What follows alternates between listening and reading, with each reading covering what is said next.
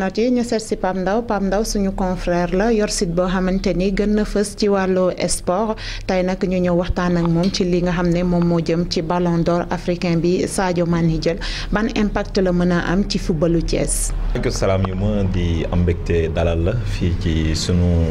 studio bu la Thiès TV yaag Serigne sama caméraman bi donc am mbégte en tout cas dalal leen chez nous. comme ni nga ko déggee li nekk actualité tey moom mooy ballon d'or africain bi Sadio Mané jël démb mën nañu xam ban impact la mën a am ci footballu Thiès. voilà merci d'abord ravi que nga posé ma question boobu mais d'abord di sargal Sadio Mané je pense bien que pour ñi may xaw a suivre sax démb ci statut yenn booy ñu ngi may tooñ naan ma félicitations. Parce que tout simplement à un certain moment je défendais Sadio Mané au moment où certains le traitaient de Samba Alar et autres donc tey su demee ba liggéey ba yegg si fii niveau bi ba jël ballon d'or africain dama naan ko félicitations à lui mais il reste encore du chemin man du ma def comparaison El Hadji Diouf jël na ñaari ballon d'or Sadio Mané jël na benn ballon d'or c'est pas le plus important mais le plus important mooy en 4 ans Sadio Mané yéeg na ay échelons yu bëri parce que ñeenti at ci ginnaaw il a été 3e mu tegale ñaari at doon 2e ren mu doon 1er mais surtout ce qui a été plus important mooy il avait lancé un message fii à Dakar bi ko Salah jëlee daaw mu ni xam naa li ma manqué dinaa liggéey pour doon ballon d'or il l'avait promis il l'a fait donc félicitations à lui et c'est un exemple nag pour man Sadio Mané un exemple pour tous ces jeunes pas jeunes footballeurs mais tous ces jeunes sénégalais parce que il a montré qu'il faut s'armer de courage gëm li ngay liggéey gëm sa bopp mais aussi savoir se remettre en cause je pense bien que li ñu ko daan reprocher doo dugal lu bëri trop de passes à Mo Salah et il a appris et il a au fil de l'année en tout cas l'année dernière il a été beaucoup plus tueur d'ailleurs loolu moo ko permettre mu doon co-meilleur buteur Premier League avec Aubameyang et Salah loolu moo ko permettre aussi mu doubler en finale de Super Coupe d'Europe permettre à Liverpool mu gagner boobu trophée même su fekkee ni il a marqué moins de buts en Champions League je pense bien qu'il a été aussi déterminant suñ ko doon tënk daal moom dañ naan Sadio mérite largement son titre de ballon d'or. Maintenant, par rapport à Thiès, je pense bien que échelle là,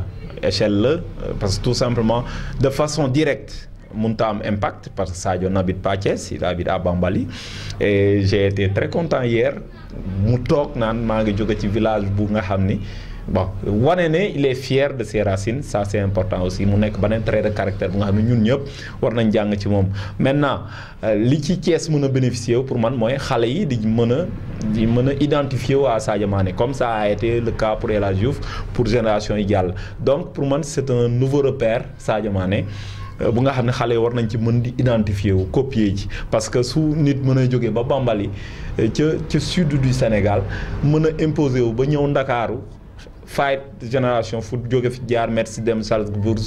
Southampton ba tey Liverpool et ñu ñaan aussi li nga xam ne mooy mbëbatu Real Madrid mooy recruter ko mu yegg fa mu doon beneen échelon pour Sadio que des Thiessois aussi jeunes Thiessois puissent s'identifier à lui puissent savoir que aussi que àdduna moom job rek mooy fay et je pense bien que c'est le plus important. ngir boo waxee ci footballu Thiès wax ne ni war nañu repérer wu ci moom gis nañu nawetaan bi ci diwaanu Thiès sax maanaam duñ ko teg ci fañ ko war a teg maanaam nawetaan dañuy wax en général ñetti weer la mais dañuy dem ba dugg ci noor ñuy nawetaan est-ce que loolu tamit dina motiver joueurs yi tam la plupart des joueurs ay élèves lañu la plupart des dirigeants ay enseignants lañu est-ce que loolu tamit c'est motivant en plus ak violence biñ ci dégg. Serigne boobu question piège je m'y attendais pas da nga maa bëgg a jaase sax sama xaritu neetaan mais de toute façon on assume bon pour man xam nga neetaan bi ñu koy tàmbali bi ko Senghor di initier en tout cas c'était une activité de vacances. élèves yi ñoo ko moomoon mais actuellement je pense bien que il faut qu'on accepte que c'est devenu du foot business à l'image de ce qui se fait un peu partout dans le monde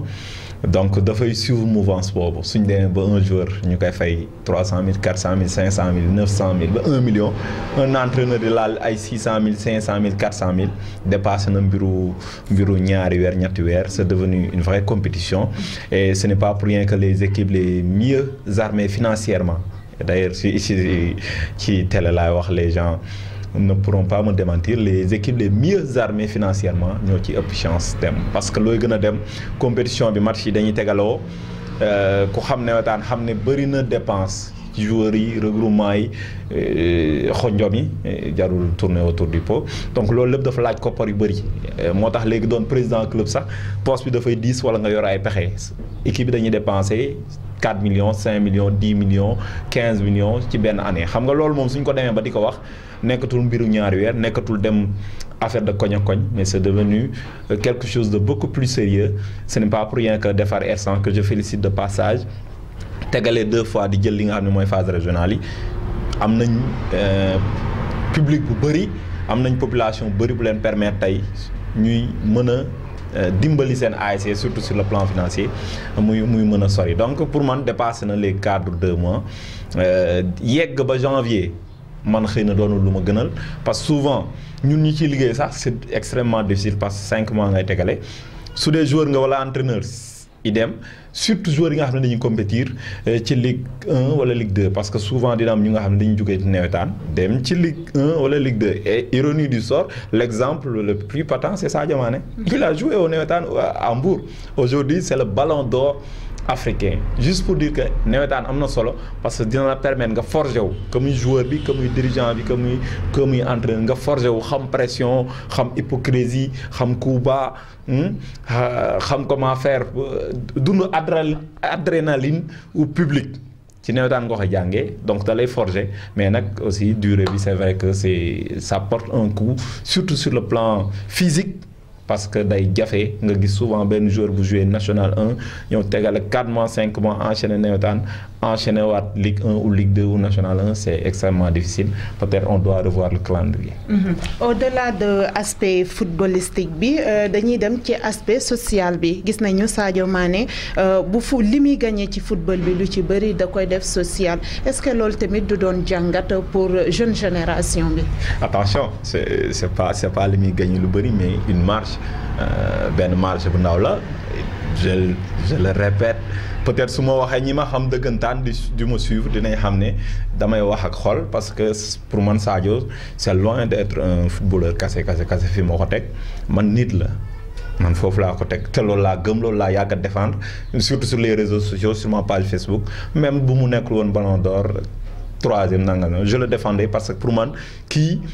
nit ku yàlla defar la daal sànnil ñu ko et ñu ñaan yàlla mu des ci lancé boobu il n'est pas le seul le Gorgui Sy Dieng est là beneen exemple lui aussi il injecte parfois 1 milliard par an ci social Sadio gis nañ tey li mu def ci social à Bambali école mosquée bi muy waaj a retapé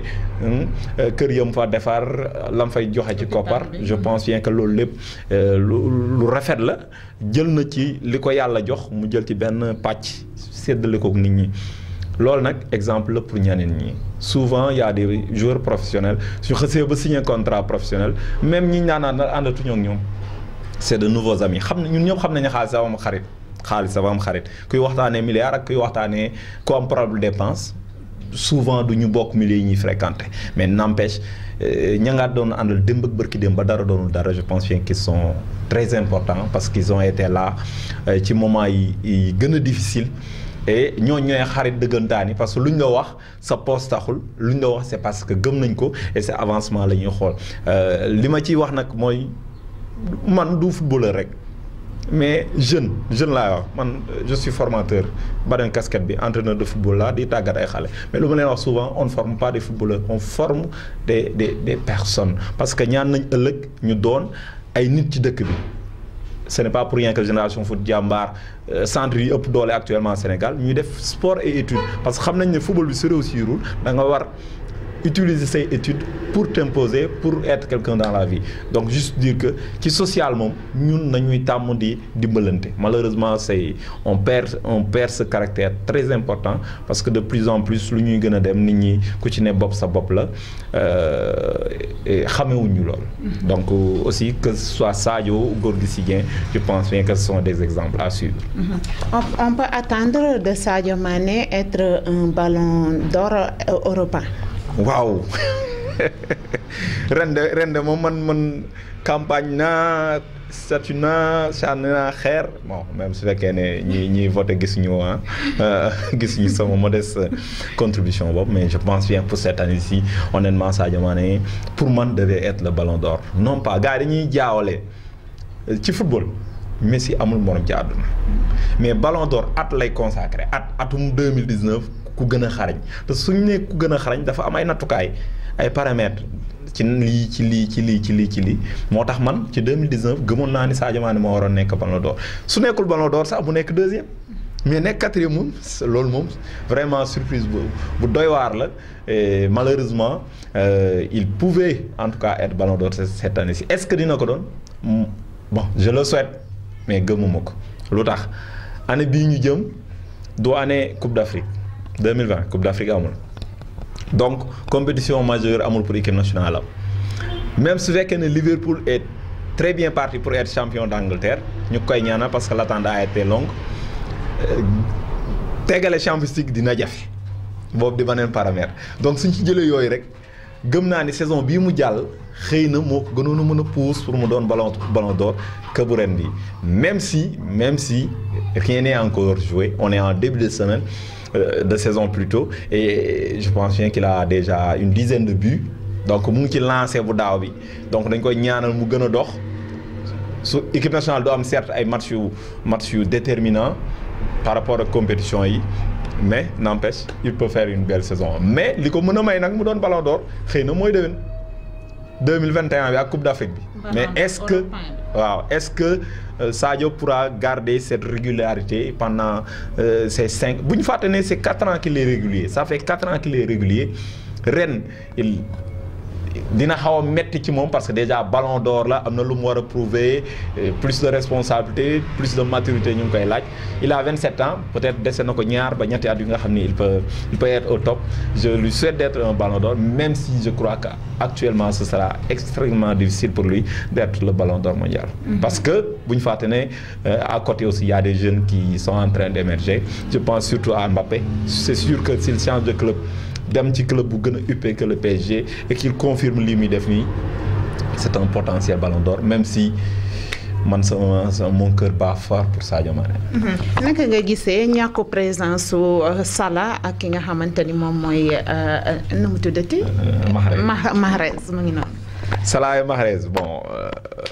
Samuel Eto'o a réglé le problème même si bi muy football j'ai pas été trop fan de lui pas ci football bi mais souvent ay wax yu mu daan wax jëmale ko ci El Hadj Diouf démb moom dama ànd ak moom parce que phrase bu am solo la wax je l'ai même mis en statut pour dire que la phrase de cette soirée mooy Eto'o fi mu naan Sadio Mané merci d'être un bon perdant tu as été avec nous à Dakar tu es là avec nous au Caire juste pour lui dire que xamoon nga ni nga ñëw Dakar doo gagner mais dikk nga Mahrez ak Salah xam nañ ne duñ gagner dikkuñu ñoom la concerné bon ils n'ont pas été gentlemen jusqu'au bout c'est pas le plus important pour moi le plus important a été le fait que cette année-ci ballon d'or africain moom kenn du lam-laamee ne diw ko waroon jël wala diw parce que je pense que les gens ont été unanimes sur le choix porté sur Sadio Mané. ba léegi dañuy des ci aspect footballistique bi de sànq wax nañ ko hors micro Thiès mu ngi waajal li nga xamante ni moom mooy gala bi nga xamante ni presse sportive bu Thiès dañ koy def saa su ne ñu cabaxalaale ko ci rek. waaw ça moom c'est une bonne opportunité et nous profitons en tout cas de Thiès 24 bi nga xam ni moom chaîne bu ñu suivre la ñu def liggéey bu mucc ayib di nuyu de passage doyen Mbaye Samb ndax xam naa ne ñun ñëpp moo ñu tette donc di kontaan bu baax a baax ci l'excellent travail que bi ngeen di abattre c'est vrai que l'association départementale de la presse sportive dafay organiser guddi muy gala boobu nag wuute ci dërëm li mu ci jublu mooy sargal les meilleurs sportifs thiessois suñu waxee sportif waxuñu football kat bi rek mais sportif thiessois yi gën a xarañ ci at mi ñoom la ñuy sargal daaw 11 janvier bu daaw la ñu defoon première édition bi ci salle de délibération bu mairie ren aussi ce sera le 11 janvier daaw 12 janvier ren le 11 janvier ci même salle bi salle de délibération bu mairie maire Marietou Sambou di yaay Ousmane Ndoye ak Dame Ndoye mooy marraine bi non pas parce que mooy seen yaay mais parce que handballeuse la woon def discipline sportive yu bëri am lu mu def ci sport moo tax ñu def ko marraine. Le parrain c'est Yamar Samb lui aussi un ancien basketteur moom aussi xarañoon lool moo tax ñu def leen parrain ak marraine ci lauréat yi nag que ce soit en handball basket football et autres yaa Thiessois yi gën a xarañ daal dinañ leen sargal samedi lay doon salle de délibération bu mairie ñu amul paas dañuy ñaan Thiessois ñu ñëw sargal seeni doom parce que ce sont les Thiessois qui se sont distingués le plus. On pense à Serigne Tine ñu gën ko xam ci turu Serigne Ndiaye. C'est la 4e fois qu'il devient le meilleur arbitre de basket au Sénégal. Je pense bien kooku jot na nit ñi xam ko. Assane Kane meilleur arbitre sénégalais lui aussi ci handball donc ñooñu mu doon ñu ci seppe rek ci ñu war a sargal je pense bien que rafet na Thiès waaye ñëw xam ñooñu tamit ñooy ñan. Say dernier mot lan lay doon. waaw d'abord vous remercier Serigne. démb comme nañu amoon match corpo waa Sénégal ak ñëwuñu ñu def ko caméraman ak journaliste caméraman yi dawloo nañ leen ba ñu sonn sëñ gisoo tey moo tax dafa am sax problème xam naa ne yow merci à toi Youma di la encourager xam naa fi nga nekkoon ça fait plusieurs années qu'on est là ensemble même su dee dem naa ñëwaat donc di la encourager bu baax a baax Thiès 24 je l'ai dit tantôt maa ngi koy suivre parce que doyen Mbaye Samb je pense bien que ci milieu bi kenn dootu ko présenté kenn ci Sénégal wax ma Thiès ci Sénégal ci liggéeyam boo mucc ayib di leen jaajëfal ci ñëw bi di leen jaajëfal aussi ci opportunité bi ngeen ma jox pour ma wax ci Sadio Mané xëy na su ma ko defoon fi ma ne muy la Thiessois TV gars yi ne xëy na daa def yëfu Youssou Ndour yooyu mais léegi comme yéen a ñëw ma mën a wax ci moom opportunité la parce que Sadio moom wax naa ko rek du ma ne sama Sadio la mais c'est un joueur bu nga xam ni au-delà du football je l'admire parce que li muy incarné yëpp la personnalité persévérance endurance léegi nag mu yokk ci maturité donc dañ koy ñaanal en 2021 mu indil ñu Coupe d'Afrique bi parce que soxla nañ ko mu doon une première pour le Sénégal. Je remercie les Thiessois yu nga xam ne aussi ñu ngi ñuy accompagner liggéey bi je sais que yombul xam naa ko donc nañ gën di abonné ci chaîne yi di gën di suivre ba aussi ñu gën ñëw publicité parce que dina permettre ngeen di mën a déplacer wu di def ci yeneen liggéey footballu Thiès nag ñu koy ñaanal mu gën a jëm ci kanam ren am nañ CNEPS ci Ligue 1 bi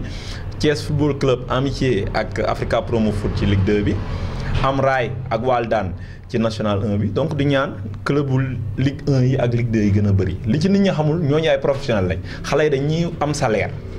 donc du moment wu ñuy gën a bëri ci professionnel bi rek muy chômage bi di wàññeeku ci biir dëkk bi même su dee 30 jeunes ñoo am salaire am na lu wàññeeku di ñaan aussi sociétés yi ñu yàpp ci parce que du football bi rek ñoo fi ne lamb baa ngi fi basket baa ngi fi handball baa ngi fi athlétisme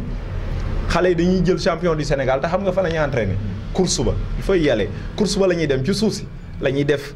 piste d'athlétisme pour daw et n'empêche ils deviennent champion du Sénégal d'ailleurs ci sargal bi di nga fa fekk incha allah ki nga xam ne moom moo raw ci Sénégal te foofu lay entraîné ci terrain suuf di leen jaajëfal bu baax a baax merci beaucoup en tout cas nous sommes très heureux